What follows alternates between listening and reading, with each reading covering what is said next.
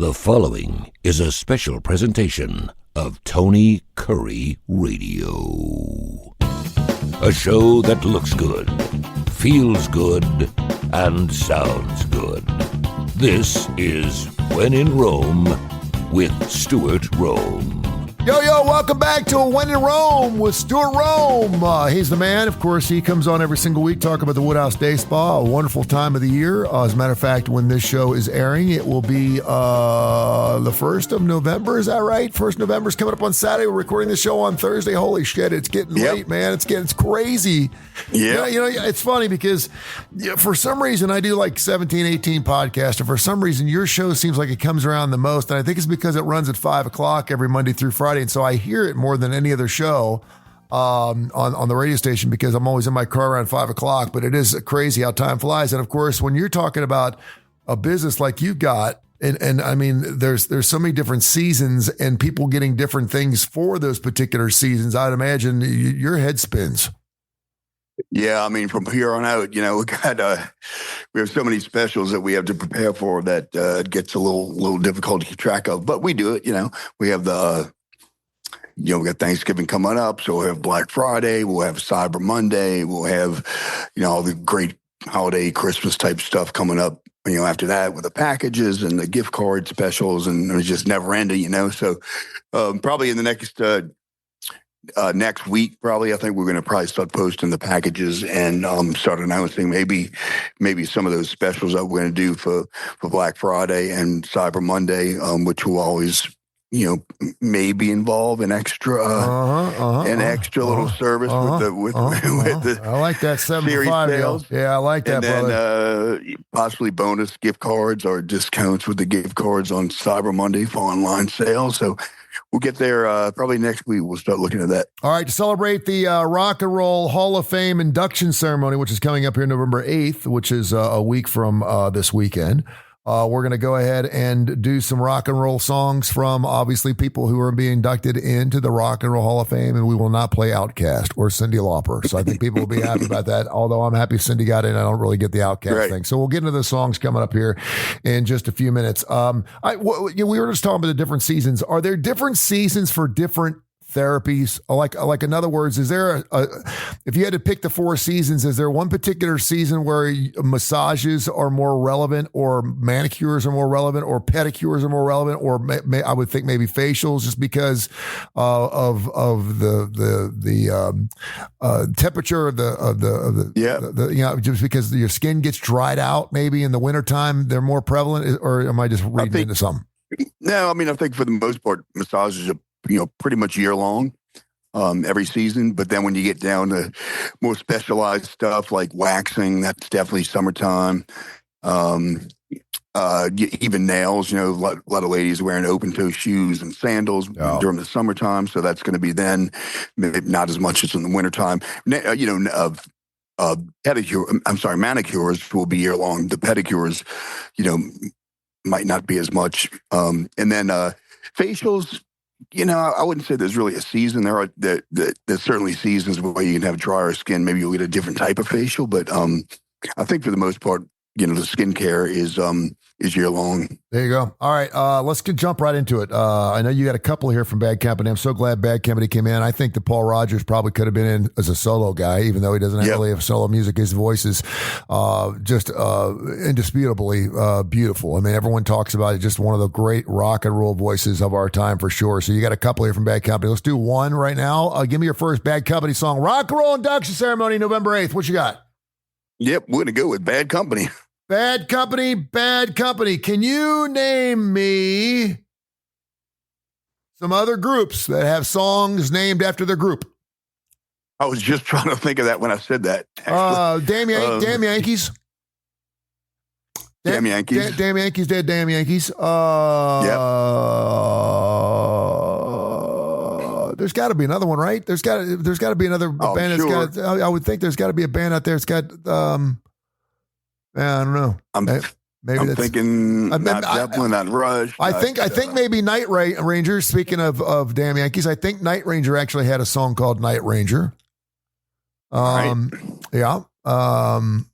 We have to pull that up. That's really interesting. That's super creepy. All right. Boston? Does Boston have? No, they don't have a song called Boston. No. I mean, there is a song called Boston, but it's not from the band Boston.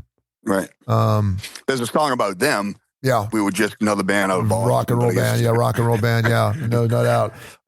Info at TonyCurryRadio.net, info at TonyCurryRadio.net. We always get great emails, and we'll get into them right now. Slim in Birmingham says, no matter how hard I try, I can't get the dirt out of my big toe knuckle. But every time I go to the spa, they get the dirt out and it doesn't even hurt. Why can't I get the dirt out of my big knuckle, out of my big toe knuckle? You know what I'm talking about? It's not the knuckle part, but it's actually the nail. But it's usually, it's like part of a sock, I guess, or something like that. When if you wear dark socks a lot, you get a little dirt in there. Yeah. Well, it's hard to get, toes. And we have the tools. You require special tools to, really, and plus you have to be way down there, and it's kind of hard to do it yourself. Yeah. So you're on a different angle, trying to look down and trying to scrape it out of there.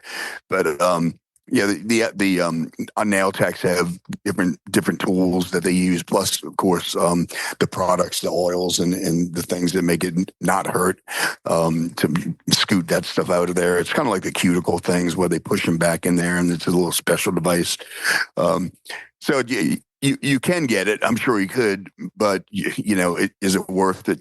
Just come to the spot. So just come to the spot and let us do it for you. There you go. We got to, this is good because we've got several feet emails here. Stacy wants to know, she has heard that you're supposed to cut your fingernails and toenails straight across and not in a round form. Is that true or not?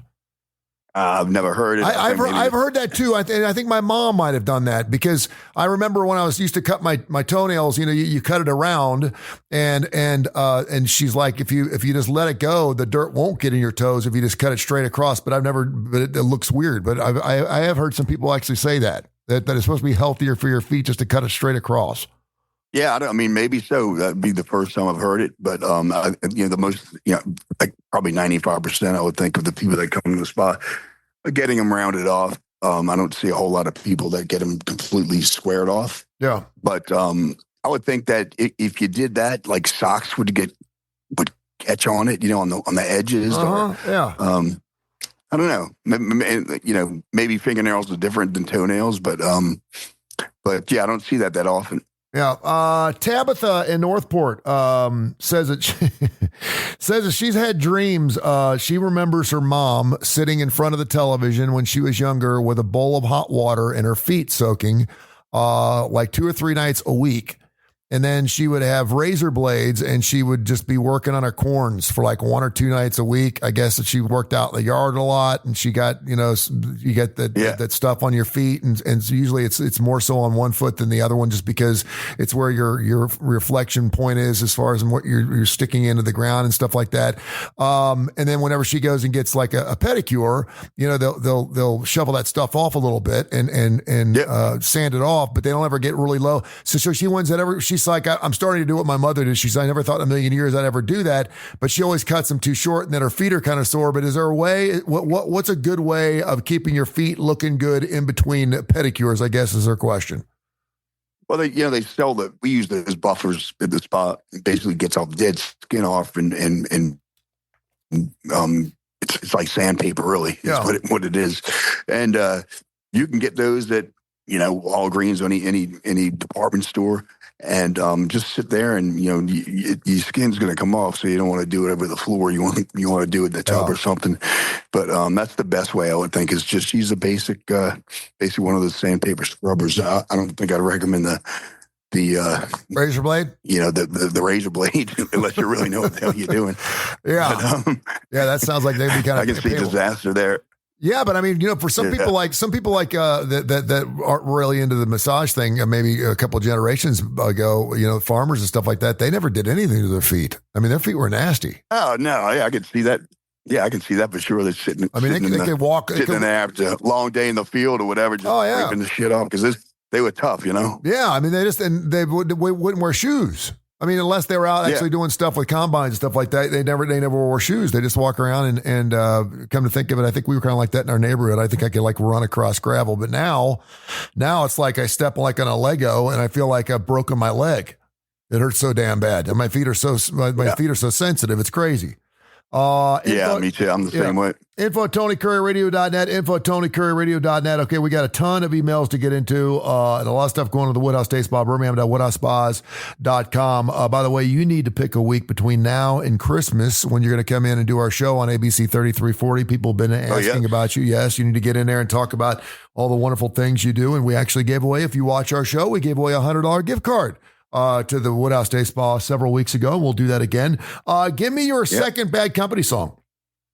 Yeah, let's go with Ready for Love. I'm ready for love. There you go. I haven't heard that song in a long time. And by the way, Bad Company has announced that they are going to perform 2 songs at their rock and roll induction. Nice. Simon Kirk says, I'm not at liberty to say which songs. I mean, quite honestly, I don't give a shit. Right. But he says that it's just going to be adding to the excitement to play live again with Paul Rogers. And I don't know what Paul Rogers sounds like. I mean, I just, the way he used to sing Good Lovin' Got Bad's one of my favorite songs from them, and he just could wail on that. So if he sounds even remotely close to the way he sounded back in the 70s, it's going to be a fantastic show. Check it out November 8th. Again, the rock and roll ceremony should be fantastic.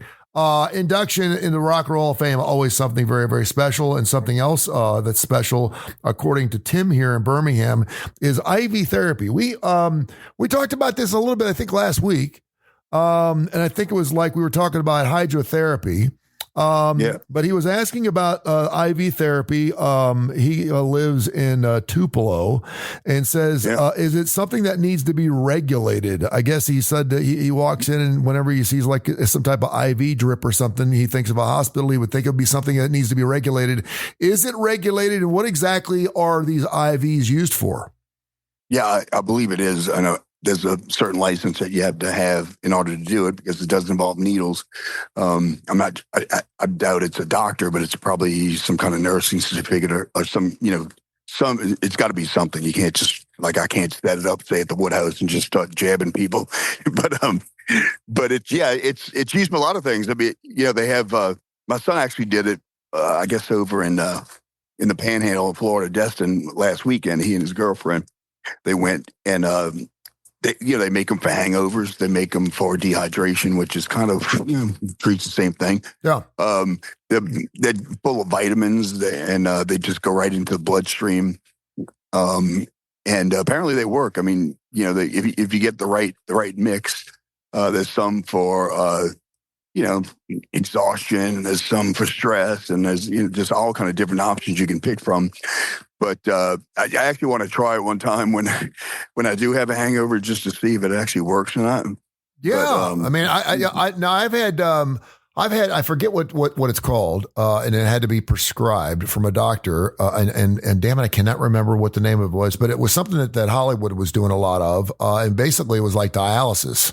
Where they flush your body with this liquid. I forget what it is. And it's supposed to like reset your receptors in your system. It's great for like people that are trying to slow down their alcohol content, which is why I think I probably did it, because it just kind of resets your brain receptors in your body. But it's basically dialysis, and it does work. It just makes you feel. There's like there's a medical term. I think my brother-in-law told me about. He's a nurse anesthetist, and I think he has a friend that also a nurse anesthetist, and it's like a vitamin pack they call it or something. But they actually they mix it, and it's I don't want to say prescription grade, but it's something that's more powerful than like going to the IV shop.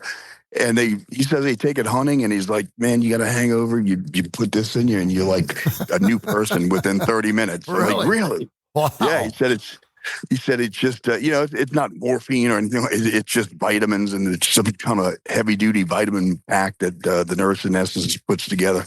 And he said it's just amazing. So I'd like that one, number one, but if not, then I go to one of these places and see if it actually works. That's interesting. He is, of course, the man right there at the Woodhouse Day Spa, Birmingham.WoodhouseSpas.com, right there by the summit, the bottom lower level. As a matter of fact, I had some lunch over there at the Village Tavern the other day, rode right past your store. I was going to stop in and see you. Make sure you go down there and just check out their store. It's fantastic. It was expanded over a year ago, about 2 years ago, and it's just fantastic. It's nice and big. And of course, you can go down there and get all kinds of gift cards and stuff for the holiday season, which is less than 60 days away. It's crazy. Tina in Birmingham wants to know, please ask Stuart what he knows about semaglutides.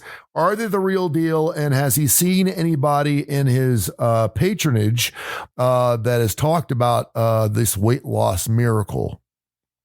Well, I'm assuming that's like an Ozempic type product. Yeah, semaglutide's the Ozempic, the Wegovy stuff. Yeah, I mean, we've talked about it, many times. It obviously works. Everybody, you see all these people that have been pretty heavy all their lives, and suddenly they show up, and you're like, who the hell is that person? Right? Yeah, right. Because, and sometimes, it's good. It's great to lose weight like that, but we've talked about many times is that, you really have to kind of change your lifestyle. You can't be on it, for the rest of your life. So I think it's a good thing for temporary or the beginning of weight loss to get the weight off. But, at some point you're going to have to decide how the weight actually came on in the first place. Yeah. And deal with it. But, I don't think, there's a lot of studies yet. I mean, I don't think it's although it's been around. I think it's too new. We got to remember too. Traditionally, like the blue pill, it was not out there as a wiener winger. It was out there for something else, and so was Wegovy and Ozempic. It was actually a diabetic type of thing, and they come to find out you were losing weight using it. Like everything, if it sounds too good to be true, it normally is. I'm not saying it's not safe. I will say I've used it. It makes me crave strange things. It's weird because when first of all, it's not necessarily healthy because you just don't eat. You're just not hungry. I mean, I don't know how else to put it. I mean, if you go 2 or 3 days without eating, you're starving, you get a headache, your stomach hurts. You get none of it. You don't eat for 2 days and you don't even think about eating. I love to eat. I mean, there's some times where I'd love to rip into a rack of ribs or something like that, and you just don't ever feel like eating anything, and therefore, of course, you don't eat. But by not eating, you're also not feeding your body what it needs nutrient wise and stuff like that. But I had a problem with sweets. Like I think I got on this. I got on these licorice ropes or something, some type of licorice thing. I did. It was crazy. And all of a sudden I couldn't, and I'm not a licorice guy. And for some reason I was craving licorice, for like 3 or 4 weeks. It was red. It was weird. It was bizarre. And I mean, I don't ever remember liking, but I remember going on thinking, I thought, man, that licorice sounds really good. And I was going like through 2 bags a week on it. And I was eating that instead of like eating a square meal. Right. So, it's a little, it doesn't sound very healthy, but no, it probably is not. And it's, but like you said, I would imagine if, you go to obviously you have to go to the doctor to get the prescription. Yeah. And I think they're probably going to tell you, you need to take this vitamin pack. You need something's got to fill that void, There's no doubt. Between maybe some proteins, some powders and different things to fill, because I can't imagine just not eating, There's no doubt. All right. Give me another song here as we do a rock and roll induction ceremony coming up on November 8th. I would give my left one to go up and see that induction ceremony just one time, man. I think that'd be fantastic. Bad Company's going to be playing that. You already played a couple songs from them. What's your third song, man? We're going to go with a little Warren Zevon. This is Werewolves of London. Warren Zevon. And Warren's dead, right? Yes, he is. Yeah. He's so he will not be there. He will not be there. He is a werewolf. I saw him down at the Workplay. Saw him down at Workplay one night. And he did a fantastic job and would not play Werewolves of London. He's like, I don't play it anymore. I don't want to play it. And he hated that song. He did not, despite the fact that it was his biggest song. He hated the fact that people loved that song so much because he was, a songwriter. He was into that different thing and he wanted people to listen to his other songs. But Lawyers, Guns, and Money's a fine little ditty too. That's a pretty good song too. So, good stuff. Info at TonyCurryRadio.net. Info at TonyCurryRadio.net. We talked about your 6 for 5. Maybe a 7 for 5 coming up, so we'll let you know. But make sure you stay tuned. Of course, go to the website, birmingham.woodhousespas.com, and check out their website. It changes every single week. It's super easy to navigate, too. If you want to get like a gift card, you can make the card look just like you walked down to the store, picked it up yourself, put it in the card, and go. It's super easy, so you guys are going to love that, so keep that in mind. Henry in Birmingham said he heard us talking about bath bombs last week and wanted to know what's the biggest bath bomb out there. I didn't know they came in sizes. I will say that whenever I take a bubble bath, I never have enough bubbles. You know, you want the bubbles up so high you can't even see the other person if, in fact, you're in there with somebody. But do they come in different sizes? Oh, yeah. I mean, in different shapes. Like they have some triangle ones, they have these big ball ones. Biggest ones we have, it's like, I guess it's the size of like a pool ball, you know, like an 8-ball size. Yeah. Those are the largest ones that I've seen. So, they might have them bigger than that, but you know, for the most part, they usually make them in sizes that are like a pretty much a one-time deal. You know, so the whole thing will dissolve in there. So the bigger is not better in this case. Is Jimmy, I ended up wasting some of it. Yeah. But yeah, that would be interesting. Yeah, they have a Guinness Book of World Records on bath bombs. I would say this too, to be careful, because whenever I've gotten in a bathtub after someone's used a bath bomb, I almost slip and bust my ass almost every time. It's really slippery. Right? Oh, they do. Yeah, they can be slippery. They sure can. But yeah, maybe. And Guinness Book is the largest bath bomb. There you go. And you're cutting out a little bit, so we're going to have to play this by ear here. Info at TonyCurryRadio.net. As a matter of fact, go ahead and give me another song here. We're going to reset. Give me another song here. I know you got one from Soundgarden coming up here next. What do you got? Yeah, we just Soundgarden, Black Hole Sun. Soundgarden, Black Hole Sun. I love that song. That is a wonderful song. Got a chance to see them in Tuscaloosa several years ago. Good stuff. Info at TonyCurryRadio.net. Info at TonyCurryRadio.net. Stevie wants to know, do you know what the gongmatic is? I do not. So I had to do a little research because you guys throw these questions out and Stuart knows everything, but when you don't, it's kind of fun because we usually learn something. But evidently a gongmatic is a 5-foot gong that evidently are starting to show up in spas across America. It's a self-playing gong that is hand-tuned, and it deals with the deep nervous system recalibration through resonance. Okay. Does that? What did I just say? It's sort of like a Zen type. So you know it probably has a certain pitch to it that kind of like now I'm just guessing, but you know I don't know if they call them. They use them in like if you yoga and those kind of things where the rings and they make different tones, different high pitched tones if you rub around them. And I actually did something like that in one of these wellness type spas in Arizona. Yeah, and I just cannot put my finger on what they call them, but they make there's high pitched ones that the guy will walk around and it's like a hum basically. Yeah. And then there's a low pitch one and they're just different pitches. And I guess it sounds like it's the same kind of thing with because it's supposed to hit a certain pitch that will affect different parts of the nervous system, and it's really about relaxation, I believe, and that kind of thing. So I do like them. I did like the ones that we used in Arizona. The gong thing sounds like a little bit different thing, but it sounds similar. That is so.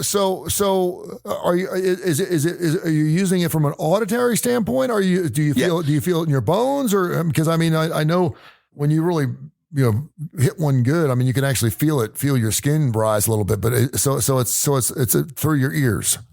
Yes, the ones that I've done, it's through the ears, and but the gong, I don't know. Maybe that's it's different. Maybe it's a different wavelength, or maybe you do kind of feel it. But I would think that'd have to hit it pretty damn hard. Yeah, no doubt. The spot, like Neil Peart's gong or something for that to really vibrate the body. It's called gongmatic. You should pull it up. And I am trying to think because every classic rock band I think I've ever seen always had a gong right in the back of the band, back of the drum set. Am I right here? Oh yeah.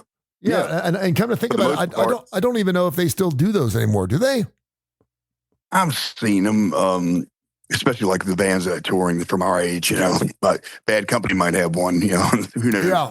But they all, I mean, I can't think of I don't know. I'm now that you mentioned that, I'm trying to think the last couple of concerts that I went to go see, like Sammy Hagar, they didn't have one behind the drummer that I can remember. Yeah. But Neil Peart, he always had it because some of his songs had that in the song. So I would imagine if you actually have that in the recording, you're going to have it on stage. There you have it. All right. You're cutting out a little bit, so I'm going to get your last song. I'm going to let you fly. We'll get together next week. Real quick, though, I'm assuming, are you going out to the first show for Rush out in L.A., or are you just going to wait till they come to our neck of the woods? Well, I have, I'm looking to try to go somewhere closer, like Atlanta. Yeah. There's San Antonio, a couple other ones. I have a friend that works for Live Nation. I'm trying to get one of those venues, but one of them I'll go to. I'm just not sure which one yet. It's going to be awesome. All right, so far, a couple Bad Company songs, Warren Zevon, Soundgarden. What's your last song here? Inducted into the Rock and Roll Hall of Fame. A lot of people surprised that this band made it into. I think I'm probably happy for them. Go ahead. Yeah, this is not my favorite, but it's they're pretty damn popular. I know that. It's the White Stripes, Seven Nation Army. This has been a special presentation of Tony Curry Radio.